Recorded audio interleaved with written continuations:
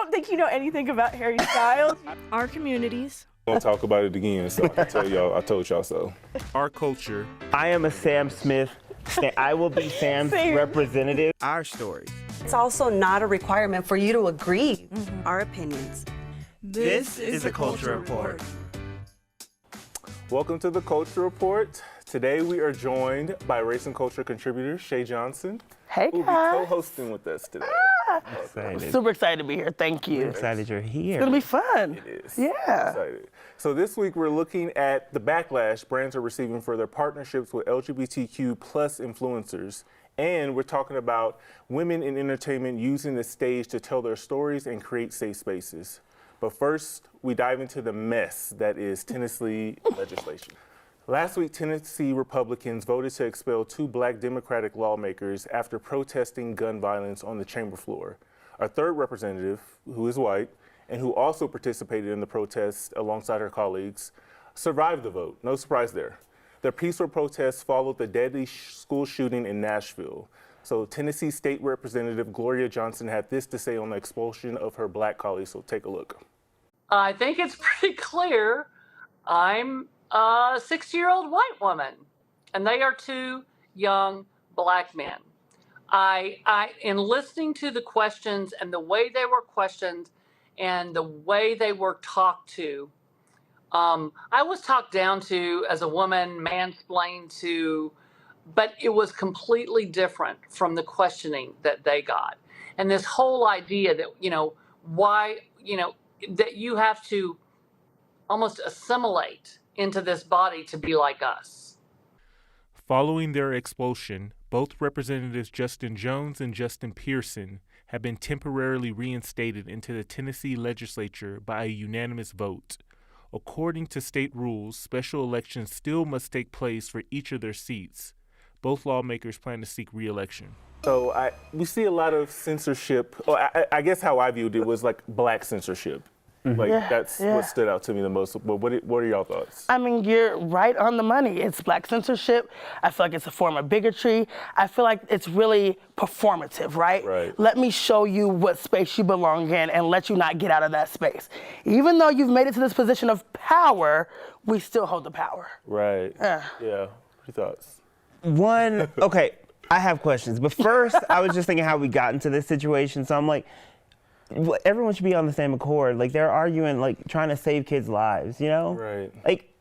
Like if you can't get behind that, what can you get behind? So that's why I'm like, okay, like, if they did it in the best way, who knows? But, I mean, at least they didn't get violent. I mean, because, I mean, that's what you want to do when you think about kids getting hurt. So Absolutely. I'm like, they just wanted to bring an issue to their peers. Yeah. And I don't know if that was the appropriate course of action. Yeah, and it's something that happened so recently as that Nashville school shooting, which I think happened the week prior to that. Yeah. So it's just like they're advocating for issues that are directly impacting their community. Absolutely. But only the 2 black legislatures and lawmakers were the ones that were censored. I had a question. I was reading real close. I was really trying.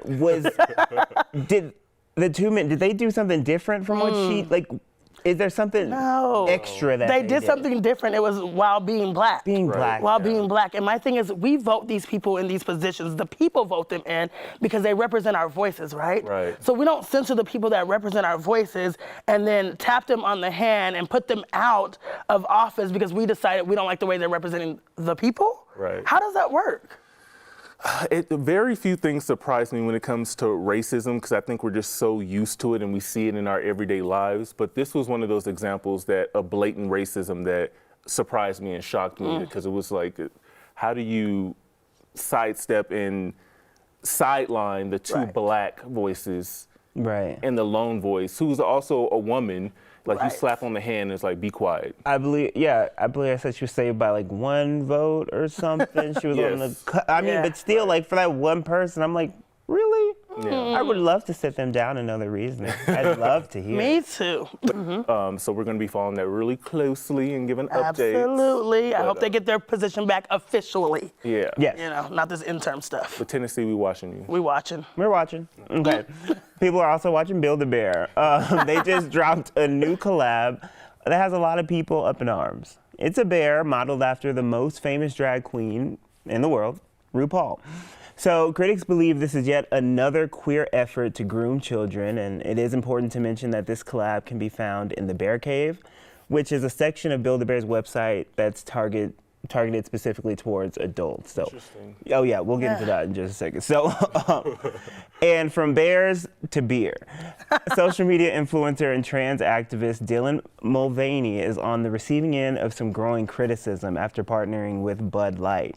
Sadly, with her being a trans woman, some backlash was expected, but things got a bit more heated when a notable trans figure like Caitlyn Jenner also spoke out against companies partnering with trans women. So I can't, I mean, Caitlyn is a mess on a whole other level that we can't, so nothing she says can be held with any like weight. I can never understand as like being a part of a marginalized community and having a platform like she has to block or to discredit people from your own community that are trying to survive and make a way for themselves.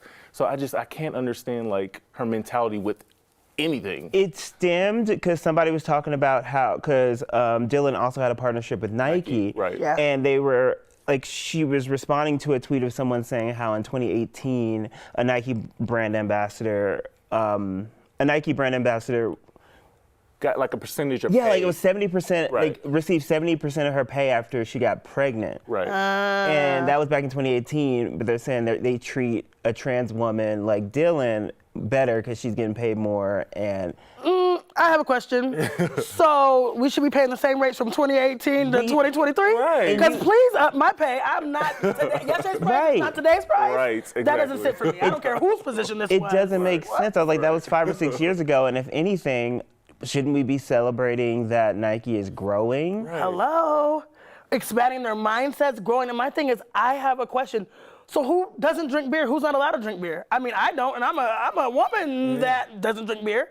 But I think that plenty of women would be in a commercial to advertise the beer because plenty of women do. So what, trans women don't drink beer? Or, I don't understand the issue. But no hate to Bud Light because they've always been allies. They've always been down for the pride, which we appreciate. Oh, real quick, hold on. We also have to talk about the Build-A-Bear real quick. I don't understand the argument of grooming children because things like this and drag queens, I've never seen it from that lens. To like how like for anything. I think back of like when I was taken to like Hooters, like as a child. That was grooming you. They loved it. It's selective outrage. It's selective outrage. So, and I don't understand that. I think there's a point to it. Representation matters, right? And then there's a difference of you going and choosing what your kid gets. Because now I'm going to choose something that I feel like fits my child versus you saying, here, take this and shoving it down someone's throat. Right.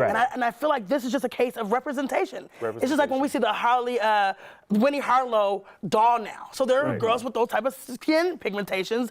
They want to see that they are represented. Right. So what's the issue? And also that Build-A-Bear does not have genitalia, so we're not, y'all are the weirdos making this like a sexual thing. It's just a bear in a dress. Please relax. I don't know why everyone sexualizes drag. There are sexy drag queens that push sex, but there's also sexy like singers that you bring your kids to their performances. I went to Formation World Tour and Beyonce was all up on the chair. So busting it down, and the kids was happy and nobody said anything. So I'm gonna need y'all to keep the same energy Keep that all the same time. energy. And I don't think I ever gave my bear a gender. So my bears were just living. They were just bears. So it's like, let the kids have bears and let them play. Get yourselves together. Get it together. Now we're going to talk a little bit about sharing space. She shared space with Black and brown voices during COVID, and now she's creating space for women. TV actress, Tony Award winner Laura Benanti is detailing a painful experience which she had on stage. She goes to Instagram and she states on Monday, April 3rd, I performed on stage for 2,000 people while having a miscarriage. Unfortunately, I am not a stranger to the pain and emptiness of losing a pregnancy. It is a path I have walked before hand in hand with my husband. You know, this is a hard one, right? I think so many times when we talk about regular things that are happening with women, but we don't think about these times that are so crucial. And I think far too many women feel like they're alone in situations like this. And for me, this was a simple reminder of someone else went through it too. I went through a very similar experience on stage, and I've never heard anyone ever speak about this. So I just appreciate having a woman of her magnitude coming out and saying, you're not alone. Simply, you're not alone. what Well, I thanks for sharing that. yes, Yeah, thank you yeah. for sharing that. And I just wanted, I mean, men will never understand what it's like to go through. Sure, like of course some men are impacted by miscarriages, but like actively going through it. And I'm just curious what made her or just anyone you like go through that on stage. Feel like you still have to push through and do the job Right. instead of taking that time for yourself. Like, Well, let's be honest. We're getting paid less most of the time, right? And we have to do more. And so, as a woman's perspective, I had to the bills would still need to be paid, and I had to keep going. And so, I had one of the largest conferences of my life at that time, and it wasn't an option. It was like push through, pull through, stand up, and deliver. And so it's unfortunate, but sometimes, you know, your career, the careers that we choose are very demanding of us. And as women, we are going through secret battles so many times, and no one even knows. What does it look like for men to be allies to women in those kind of situations? That is beautiful. I think really being a space where we can share these things. Like right now, with you two having these type of conversations that don't normally happen in our community. And then men, when you know women experiencing this, just making sure that she can always talk to you during that time. Right. Because it's a lot, and it's things that you're gonna be unpacking for the rest of your life. It's not a one-day thing. Right. I've had family that, sisters and cousins that have miscarriages, so like walking through them and just being a sounding board for when they want to talk and have this emotional release. So Absolutely. I'm glad that Laura was in a space to like publicly share that, because I know it like touched you and will touch other women. So Absolutely. I think just the power of knowing we're not by ourselves out here. absolutely. And not knowing you're not by yourself. She fought for women, the battle, especially for Black women, to really say that, hey, this unpaid censorship, this unpaid thing that's going on Netflix is not going to work. And now she is actually winning from this. She has a Netflix special out right now. Monique, she addresses her personal life on stage. And I'm proud to say after a year after her discrimination lawsuit, she is up here with a multi-million-dollar deal with Netflix. And I love to see this because she put her career at jeopardy when she did this. When she got up there and fought that battle and said, no more underpaying us, and spoke out against the #1 streaming platform. Whoa, and to see this now? I was scared for her when that first happened, because I was like, you're going against the biggest giant there is, Netflix. But she stayed consistent no matter what anybody said. And this is another beautiful example of women using their platform, using their stages to share their stories and share their pain, which I think is beautiful. So. I mean, you're hitting the nail on the head. It's beautiful to see this. And not only do you see her now coming to an agreement, because I think sometimes we have to understand we can share our truth. It might be a little tumultuous along the way, but then there might be glory on the other side of this, right? So Netflix still came to a deal with her in order for her to share her next experience. And with this, I don't know if you guys have watched, but this Netflix special, oh, she keeps it real. She gets very personal. I watched it. She talks about how she had some desires to be with a woman and how she had to talk to her husband about this, and this was her third husband. So she needed him to stay. But she gets real and she's like, yo, I had to tell him, like, I'm desiring women. You know, she talked about some family history and how her family really demonized being a part of the LGBTQIA community. So she was afraid to even have this conversation. I feel like this particular special had like a depth to it that you don't see in a lot of comedy specials. To me, it was like more like a dramedy. Okay, I'm with you on that. I'm like, could you have told me maybe it was gonna be a documentary / dramedy / it's not really, I'm not laughing too much. But this is good, girl, this is good. Because there were some heavy parts to it. There were some really heavy parts. I was like, how are we gonna laugh after this? Yes, I mean, Netflix, I mean, smart on them. People have been against Monique for years, even people within the culture. And she's always been unapologetically herself. Like, she's never folded.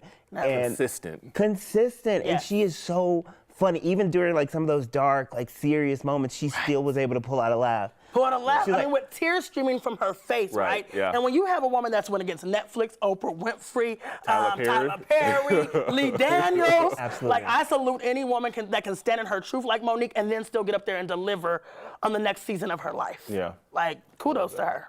I'm gonna stay tuned in. Stay tuned in. Check out the special if y'all haven't. There's a lot to unpack. So good luck with that. All right, we know 420 is just around the corner, so joining us, we have Denver Wright and former NFL playmaker who is now breaking barriers and creating opportunities for others in cannabis. Without further ado, please join me in welcoming our special guest, Oliver, better known as Bo Scaife. All right, thank you so much for joining the Appreciate Culture you guys. Report. God, you hit me with the government name. Yeah, Okay. one good time. Okay. We're super excited to have you here. There's a lot going on. We know we're in the Mount High City, a lot going on around the holiday. Right. But besides the holiday, you've literally been breaking barriers and creating opportunities where we know for blacks, a lot of us were locked away for this, right? Locked away because of cannabis. And to see you now out here taking initiative to really create opportunities, just tell me what it feels like to be a part of making history. This is definitely a generational opportunity, so it's something that I don't take lightly at all. My parents, my grandparents, all our family members really didn't have this opportunity. So, this is a torch that I carry with pride, and I think for us, just throughout history, all we've ever wanted was an opportunity. Right. When industry started up, we just wanted an opportunity to be a part of it, and no handouts, no anything. So for me, just having the opportunity, in my background of professional sports, I'm gonna make it do what it do for everybody. Right.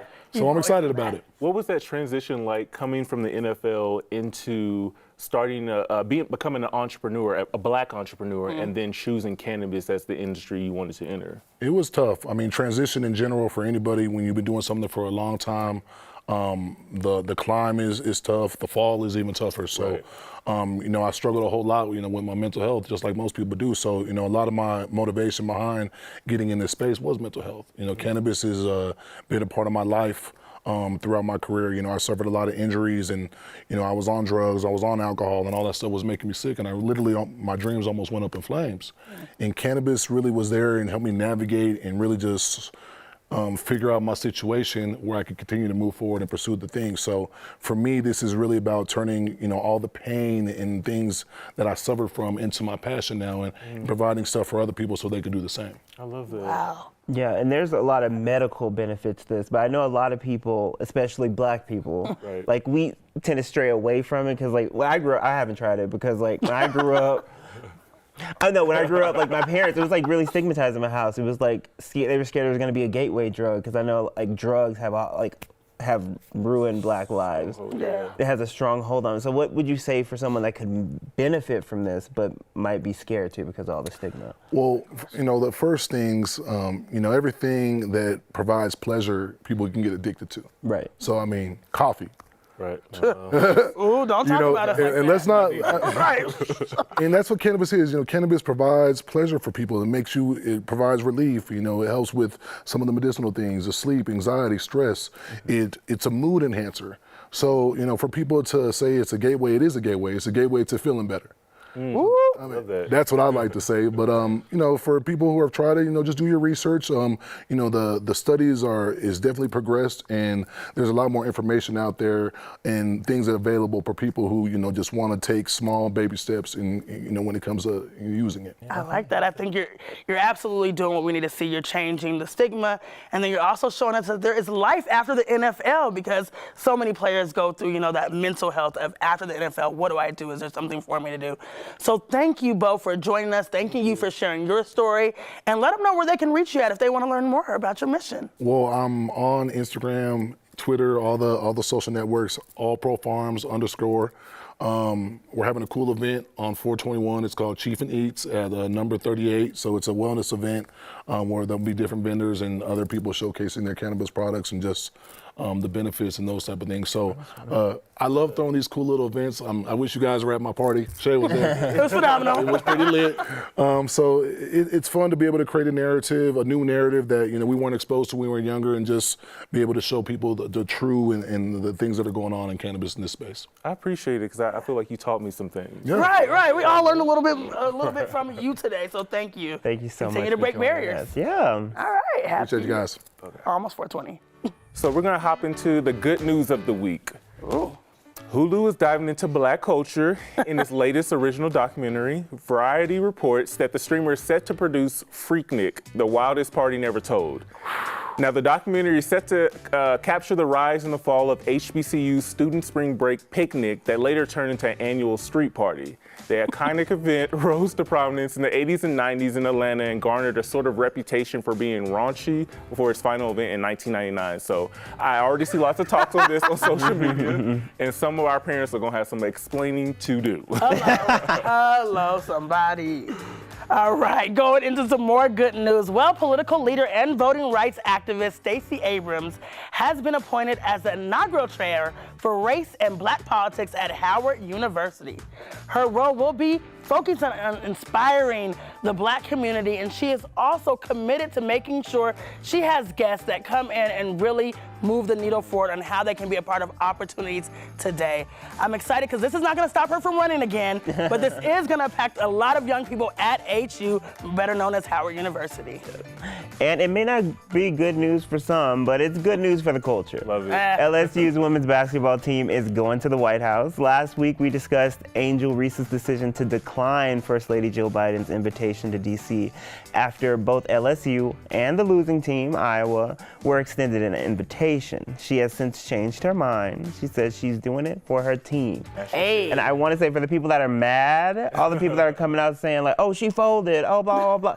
Please relax. She is a leader. She's being a good leader. If your team worked really hard for something and, you know, they want to go, don't stand in their way. That's ridiculous. I love that. That's called growth, right? That's called leadership. That's called I don't have to agree with everyone that's saying things, but I'm a leader of a team, so I'm going to show up for my team. And also checking like those powers that be like, okay, like you breaking precedents, so we ain't Right. Right. I they mean, fixed it and now okay, we Right. can come You now. got a little apology, so okay, here I come. and you can't win. Oh, my bad. Real No, quick. no. And you can't win. Just Right. know you can't win, because if she would have said, oh, no, we're not going, everybody would have been like, how dare she? Right. She would've been Oh, my everything. God, so selfish. So, yeah, don't worry about what everybody else is doing. Don't worry Right. about it. We pay attention. This week, we want you to join the conversation and let us know what good things you're seeing in the culture. So email us at culturereport@9news.com with your good news. Right. Thank you for joining us for this episode of the Culture Report. We'll be back next Thursday to continue the conversation right here on our free 9 News Plus app and 9news.com.